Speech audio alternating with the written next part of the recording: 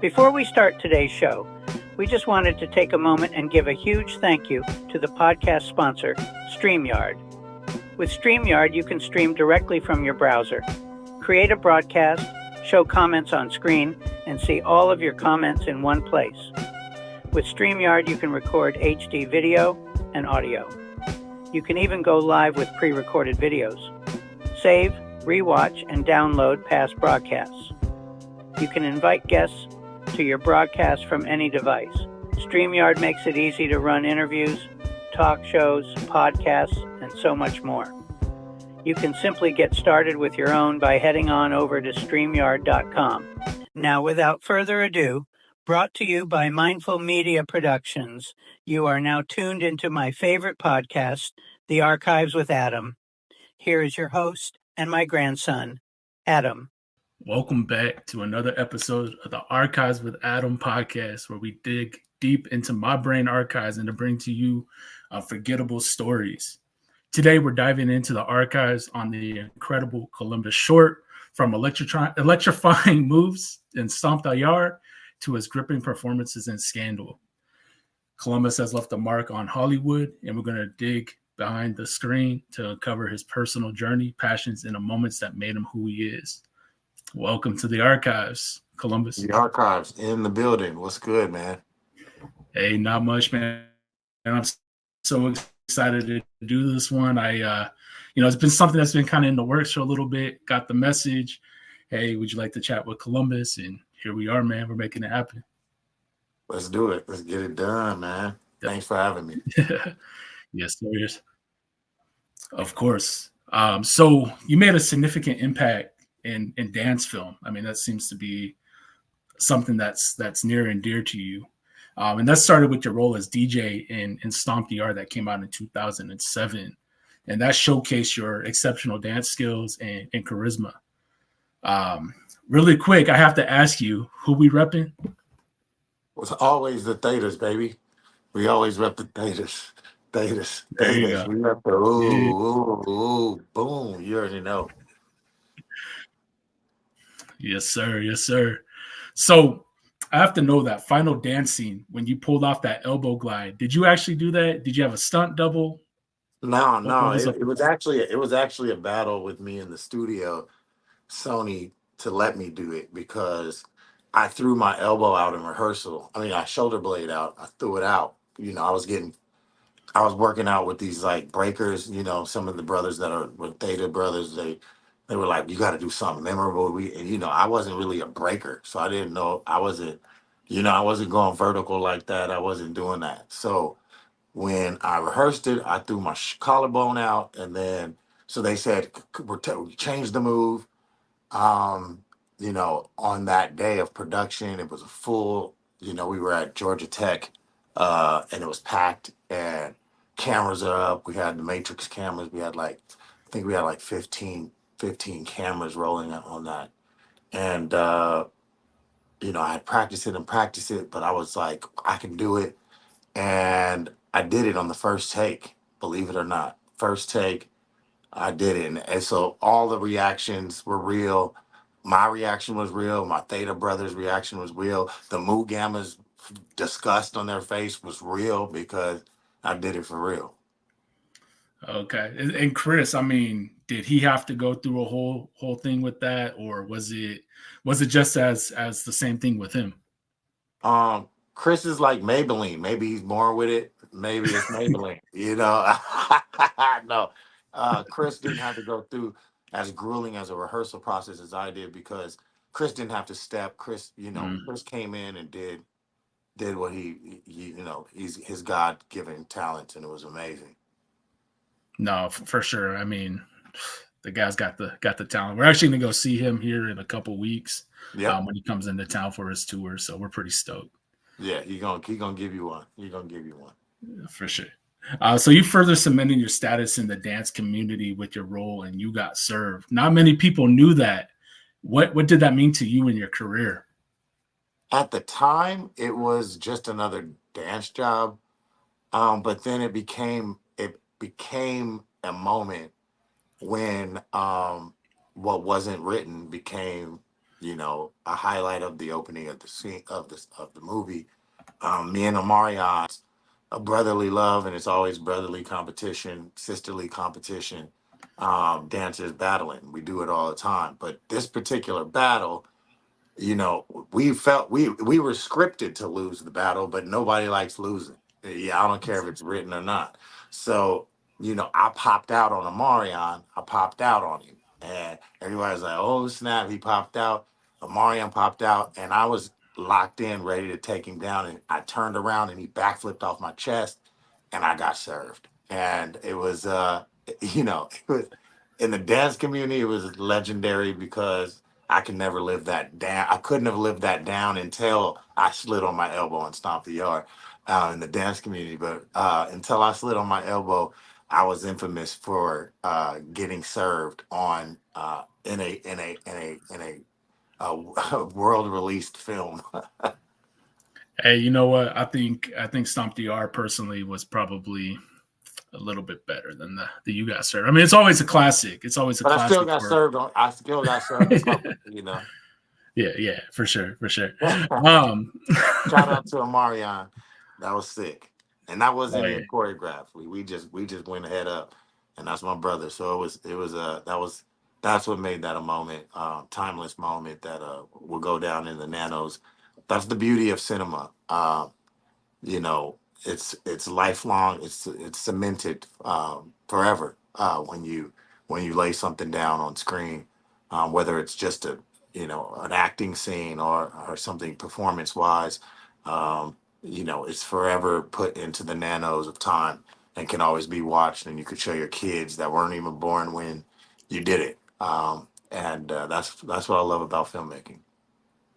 No, for sure. I mean, without a doubt. I mean, and that's something like when we decide we want to watch Stomp DR, we're gonna always watch You Got Served with it right after or before it. I mean, it's just because that's they're just two classic movies, if you like that genre. Yep. And I think What did you? I just got a statistic. Funnily enough, I just got a statistic. I was in a meeting because I'm working on another dance movie. I'm producing that I wrote, um, called "Stomp the World," in the Stomp the Yard universe. And we were having a meeting, and one of the financiers was talking about how African American and Latino audiences are the ones keeping the box office alive, and how important it is to continue to feed the box office with Latino stories, with Latina stories, African American stories that will keep Hollywood afloat. And I just thought it was really, really deep. And so it's part of the responsibility. We want to be entertained when we come to the movies. We want the ooh, we want the ah, with the popcorn and the candy and the hot dog or whatever, the nachos. But we want to sit down and be entertained. And there's no better way to entertain than music, movement, and real talent being showcased on screen. So when it comes to like Stomp the World, is that what you're bringing with that movie? We're going culture, but we're going international. We're going back to the roots. We're going back to the motherland. It's going to be I can't give the storyline out yet, but it's 13, 14 years later. What was it? What did it mean to be a Theta? Where were you at? Where are we now? And then also going back to the hood. One of the lines that was memorable in Stomp the Yard was, Brian White, Sylvester saying to my character DJ is, when you're a Theta, you're a part of a lifelong brotherhood. Do you want to leave here just another educated brother from the hood, or do you want to be a part of a lifelong brotherhood? And you get to see what that lifelong brotherhood looks like, and then how we pay it forward. Okay. Well, we're definitely going to be checking it out. I mean, we Oh, you're already not gonna love the miss first it. one. You're not gonna miss it, bro. I guarantee you, we're not going to miss it. Like you said, we're gonna be there. We're gonna check it out, and I mean, I believe it'll be amazing, just like the first one. I'm excited. I think I believe it's gonna be better. And the There first we one go. is my favorite movie I've ever done. Top number one, for multiple reasons, but this is gonna be like almost like a lifelong passion and a lifelong work to see Stomp the World come to the screen. Okay. Well, we'll definitely keep an eye out for that, and we'll be there, popcorn ready and all. Um, I wanted to ask you, how did you get into You Got Served though? Like, how did you get that role? Were you just called up to be an extra? Were you? I mean, No, no, you no, know, no, no, no, no, no, no. I was deep rooted in the dance game. I had danced for B2K already. I was dancing. I okay, was a dancer for them. I danced for IMX Immature. That I was in that camp per se. And my choreographer for you that I mean for Stomp the Yard, I called him and I said, "Hey, you doing what's this movie y'all doing? Stomp, you got served." He said, "Yeah." I said, "Boy, you better put me. You already know I better be in this thing." And he called up all the troops. He had multiple dance crews.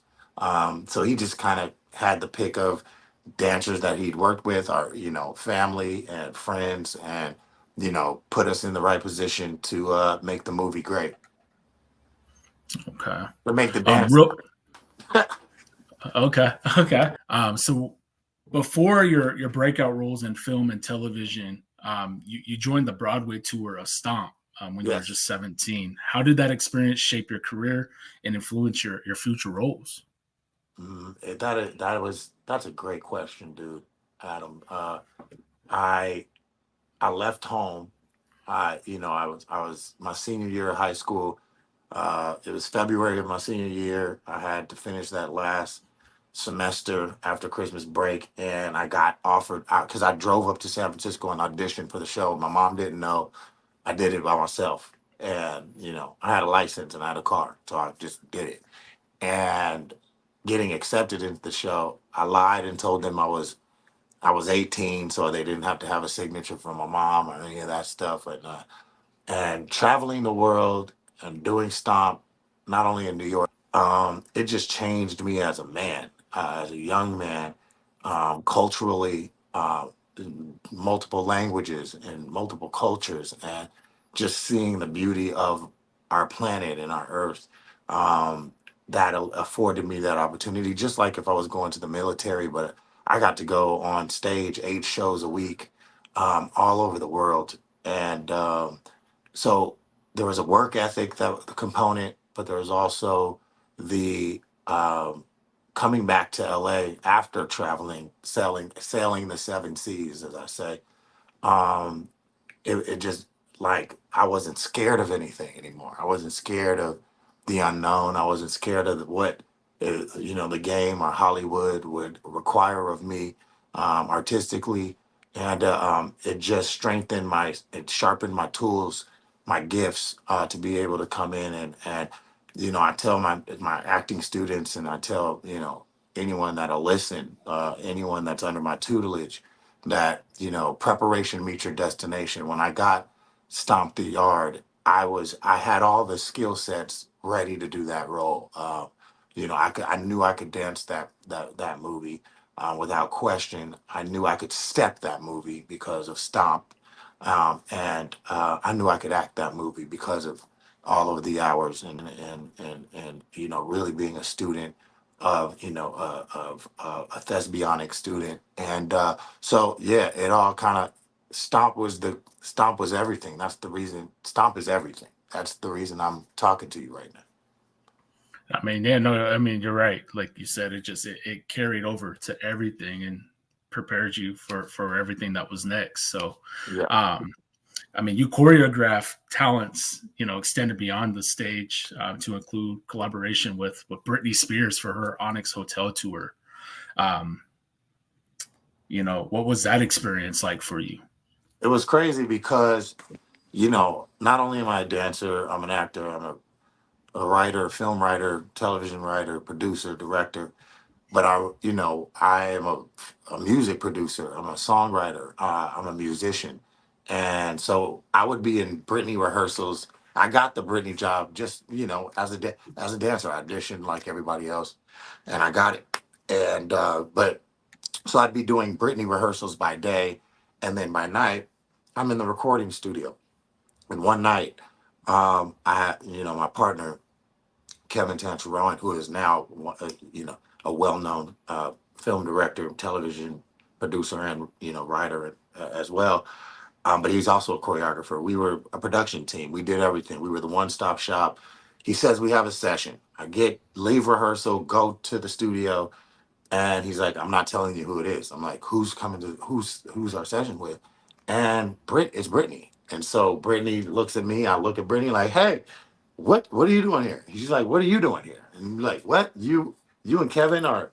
And yeah, and so we had a great session that evening. And then she asked me and Kevin after that session to take over her tour, which was huge for us. I was 19, Kevin was 17. We were kids. No, I was 20. Kevin was 18. I was 20. Kevin was 18. Brittany threw my 21st birthday. So yeah, we were kids, babies, but we took on the task, and that was a wild ride right there.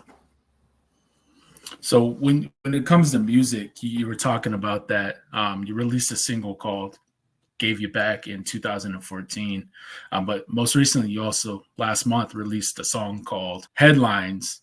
Can you tell me more about that journey in the music and what has inspired you to explore that path, and maybe even Um, some of your inspirations? uh, Good question. I feel like music is my first love. Always has been, always will be.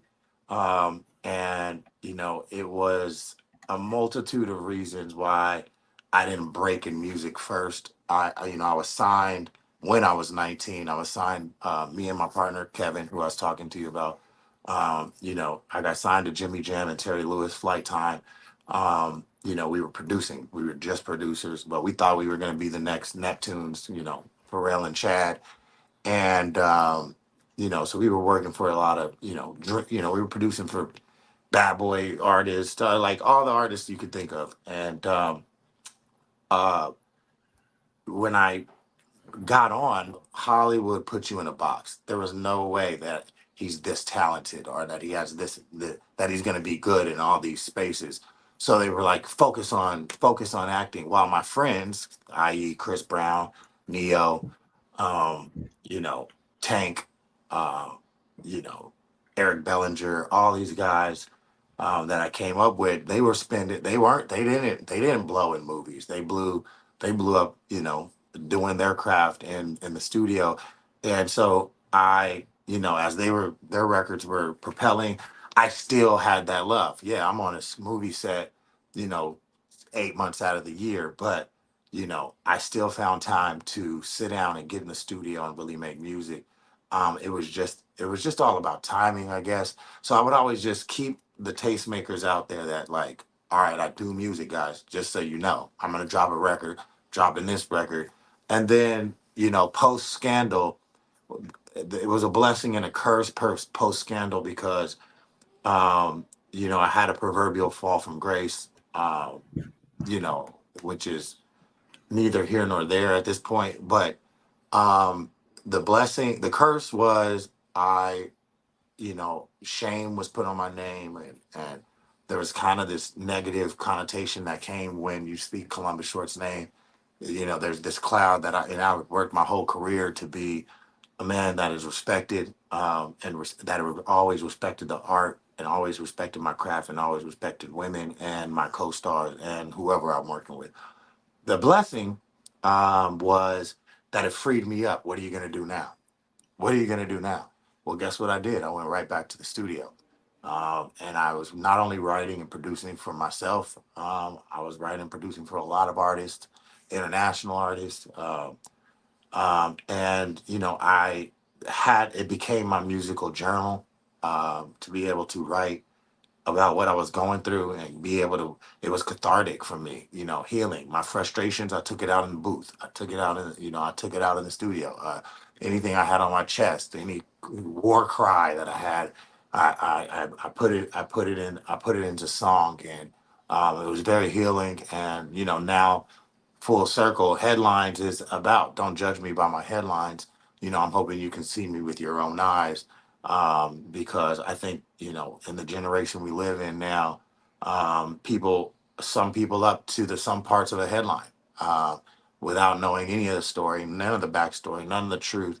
The level of responsible journalism has gotten down to an all-time low in terms of social media. Clickbait and these type of things. I just let I don't trust much, but I do trust music. I do trust that.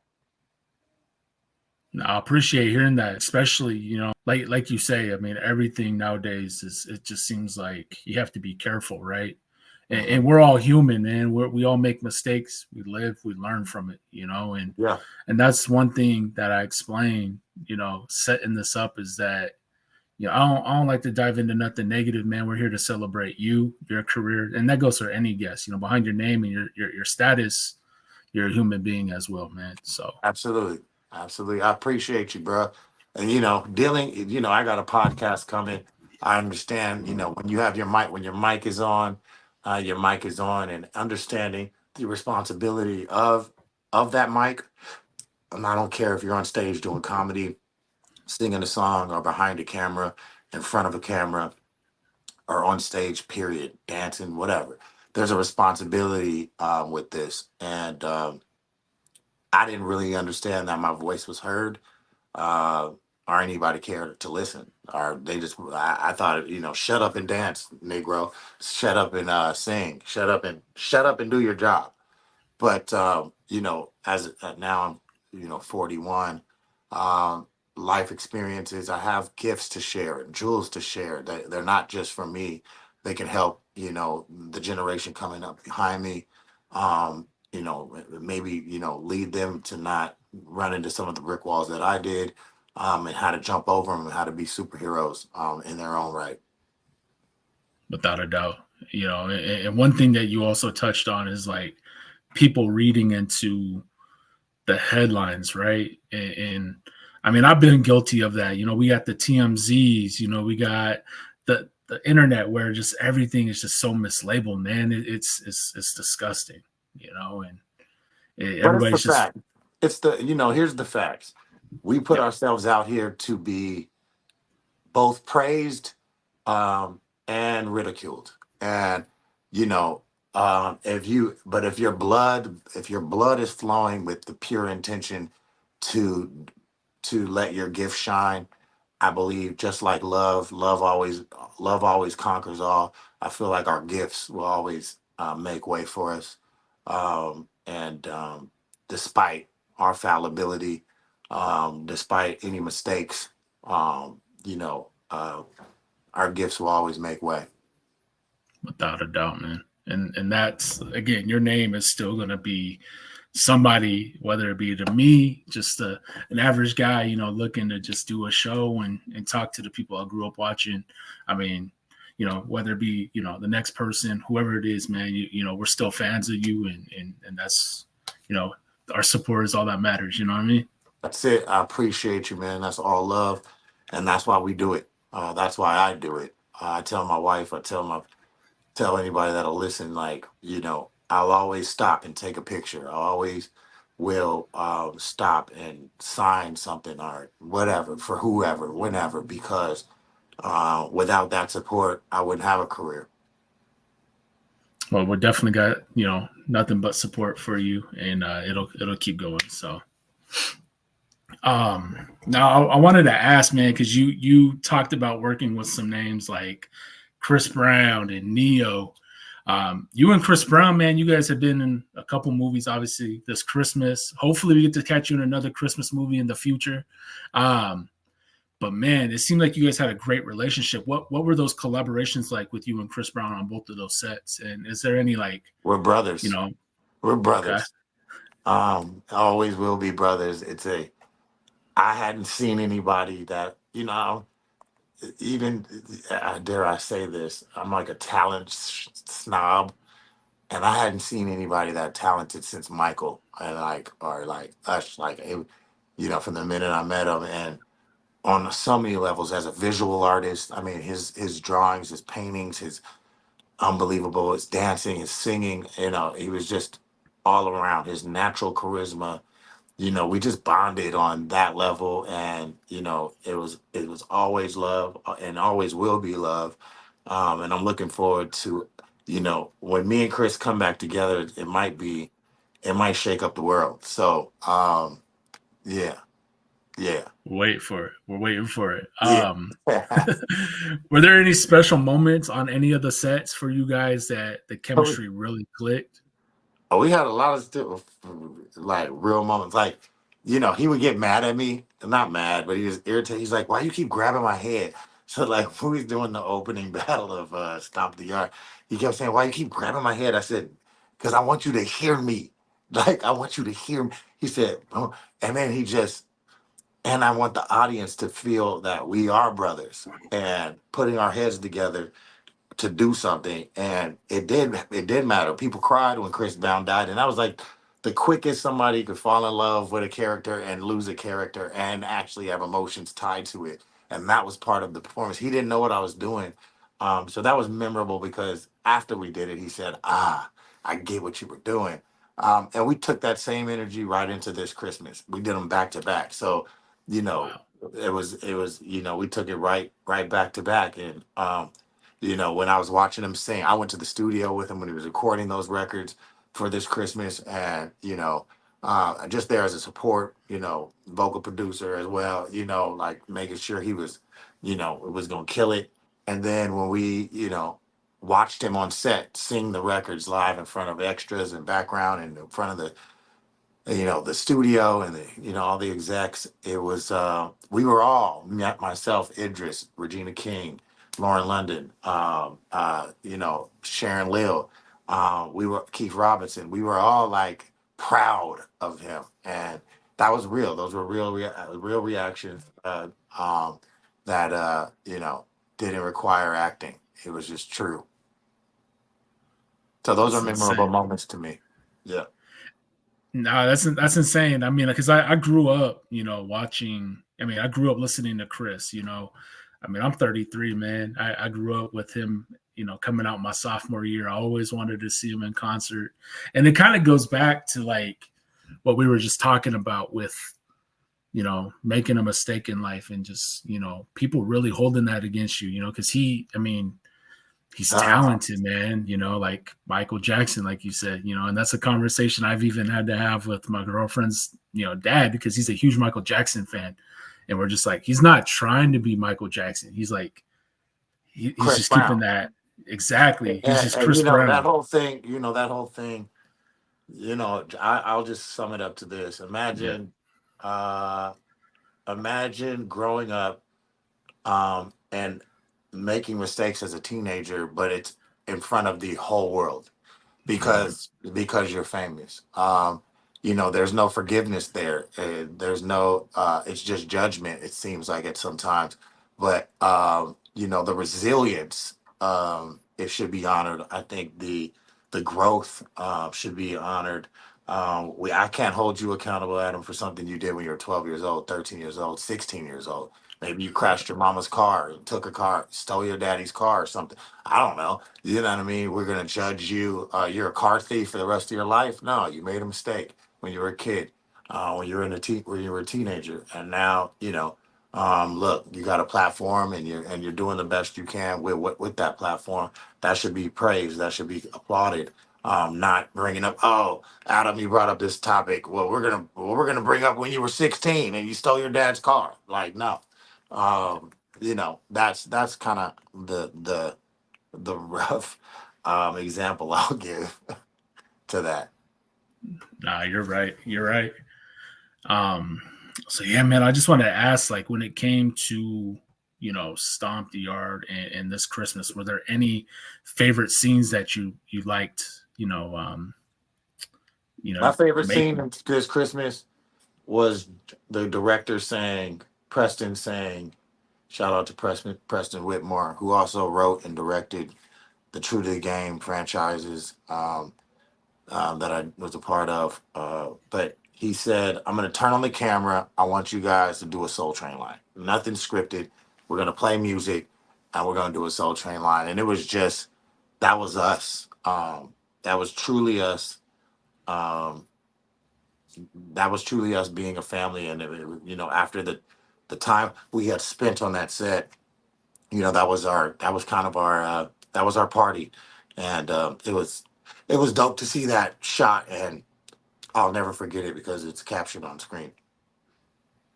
No, that's definitely an amazing scene. As somebody that watches that movie every Christmas, we always got to wait till the credits roll, man. And it looks like you guys had a lot of fun. Like there was definitely a true Truly, connection. we were cracking up. It was great. We had a ball.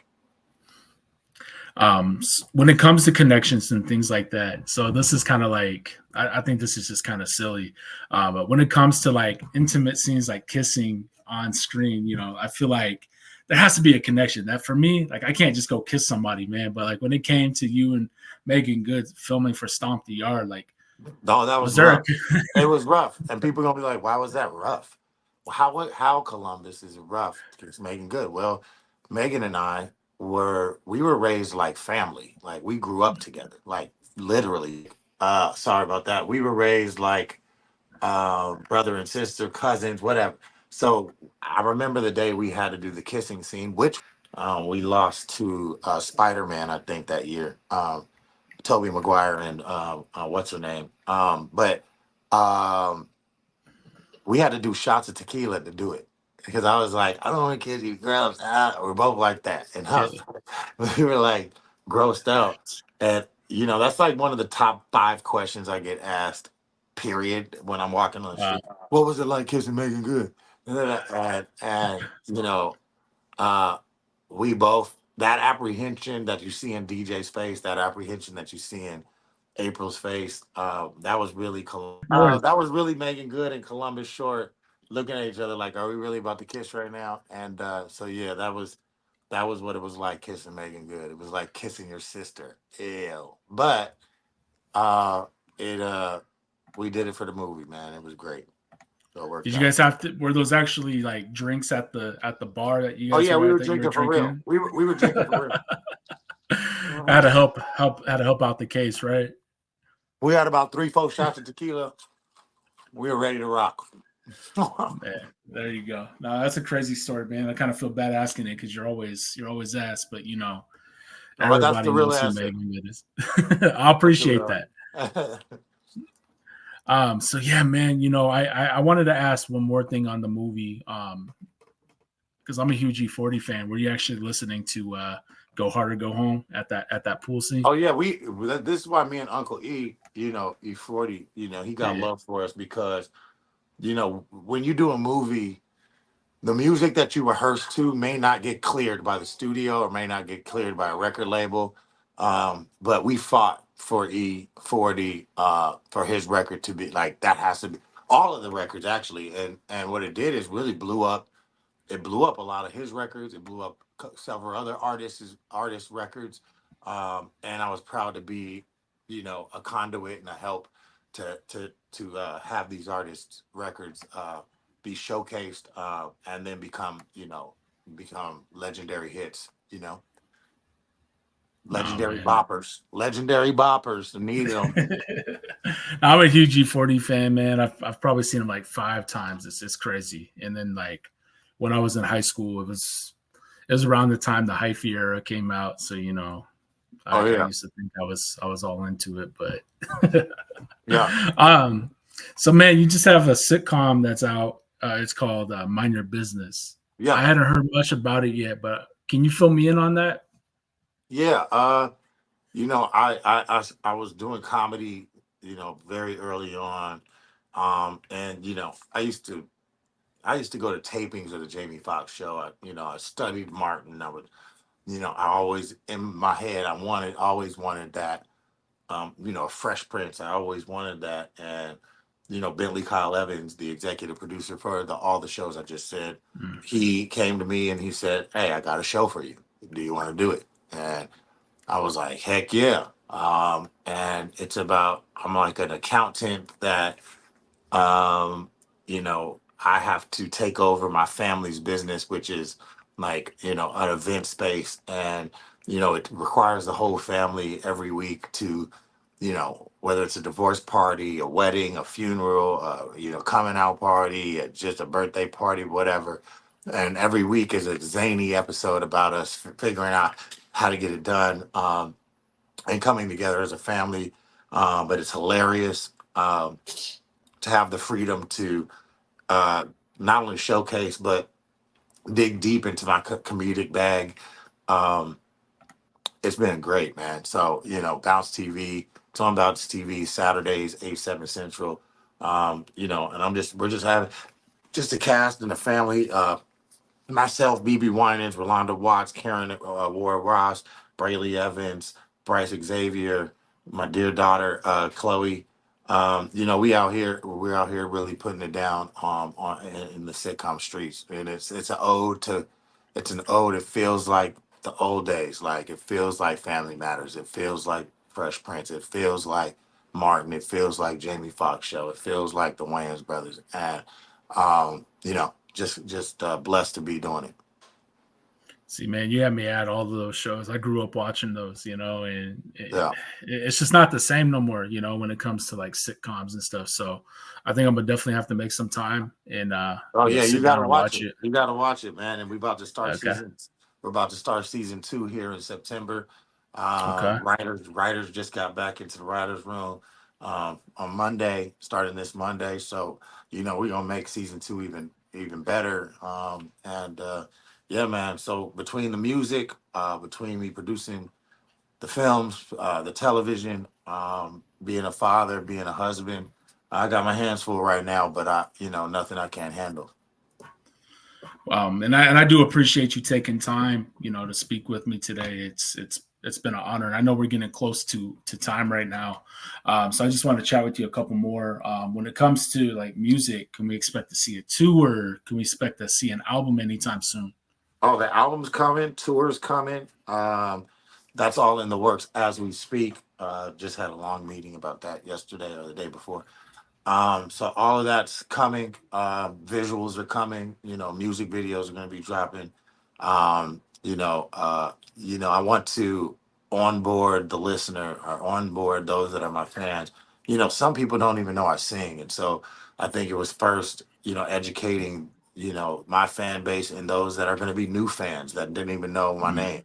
On that, and then from there jumping on tours that are already rolling out, opening up for some of the people we've spoke about in this interview, and then putting music in soundtracks for the films that I'm in.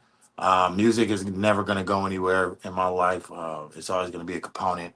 But I can't wait to get back on stage and tour again. It's going to be great. But touring, not helping somebody else look good, but just going out there and living my true artistry. Hopefully we see Seattle on that. Hopefully could get we a coming to printout on Seattle, this. bro. Oh, we coming to Okay. Seattle, bro. Yeah. Okay. Well, Gotta we'll come be to there. Seattle, We'll bro. be there. Yeah. Okay. Heck yeah. Yeah. That's Okay. one Well, of hopefully the West Coast music capitals. Yes, sir.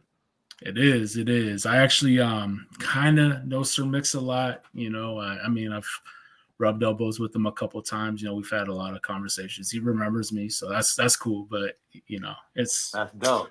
Well, yeah. I got some boppers coming. I got some real stuff coming. But the visuals is gonna be. I'm gonna be dancing. I'm gonna be going hard. So, we're coming in hot. Well, we'll definitely be there. Hopefully get a chance to meet you in person and Absolutely. whatnot. Now, real quick, I wanted to ask you, we like to end our show here with, do you have any advice for anybody who wants to pursue acting or even just chasing their goals and dreams? Whether it's acting, whether it's anything that you want to be, first of all, you have to be dedicated to the craft of whatever it is. Yeah. If you want to be a lawyer, you got to read a lot of law books. You have to go to school. You have to pass the bar. You have to, you have to go hard, and then figure out where you fit amongst that. When you're in acting, you have to have courage. Courage. You have to have the gift. You have to go to school. You have to be in acting classes. You got to put those hours in. But then you have to be brave. You have to be resilient. Uh, you're going to get 1,000 no's before you get that one yes. But that one yes can change your entire life. So if you're down for that journey, sign up. But if you're shaky about it, run, run away. And that's all true, man, especially with what I do, and I hear a lot of no's, but I got a lot of people right now in the works, like I would say you're my first like huge guest, but like I've had other people that are really well known. For my listeners, like I got Keith David in the works right now, and Silver Throat, that's my guy. Yeah, man. So, we'll see how it all plays out. But nah, man, at the end of the day, you gotta hear no's. I mean, hey, but you gotta that's the guess worst. here. You gotta guess here, and I'm sure when you tell Silver Throat, we did Death at a Funeral together. Yes, sir. And he's done all of more voices than you've ever even thought are new. You have so much to talk to Keith about. People are going to be blown away. So tell him he better show up. Say Columbus Short said you better show up.